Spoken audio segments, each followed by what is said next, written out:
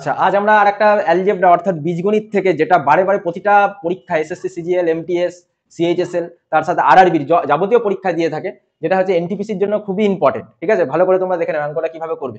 তার আগে আমি একটা কনসেপ্ট এখানে তোমাদের দিই। কনসেপ্ট কনসেপ্ট কি বলছে, যদি কারোর ইনভার্স থাকে, ইনভার্স মানে এটা তুমি কি করবে, 1/x।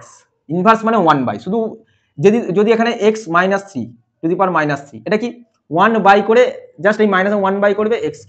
তো এইভাবে যাবতীয় যা থাকবে এটা তুমি মাথায় রাখবে, ইনভার্স বা মাইনাস যাই থাকুক 1/, ওটা বসিয়ে দেবে। ক্লিয়ার?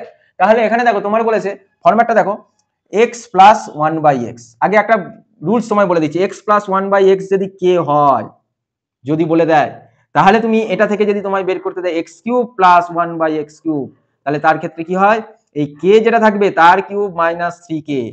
ক্লিয়ার?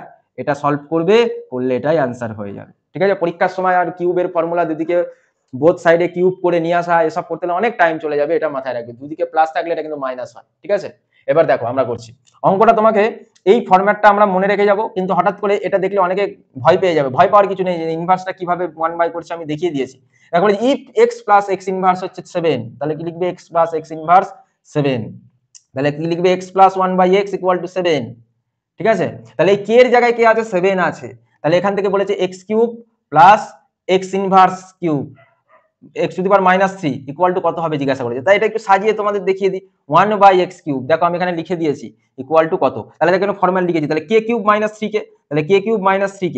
দেখো k এর জায়গায় কত আছে, 7, 7³ - 3 × 7, তাহলে 7³ কত হয়, 343 - 21, তাহলে 3 থেকে 1 চলে গেলে 2, 2 322, অ্যান্সার হয়ে গেল। কতক্ষণ লাগলো অঙ্কটা করতে, তাহলে অ্যান্সার হবে 322, রাইট অ্যান্সার। ঠিক আছে, হয়ে গেল। এই ছিল আমাদের আজকের অ্যালজেব্রাতে খুবই গুরুত্বপূর্ণ একটি অঙ্ক, তোমরা অবশ্যই দেখে থাকবে এটা।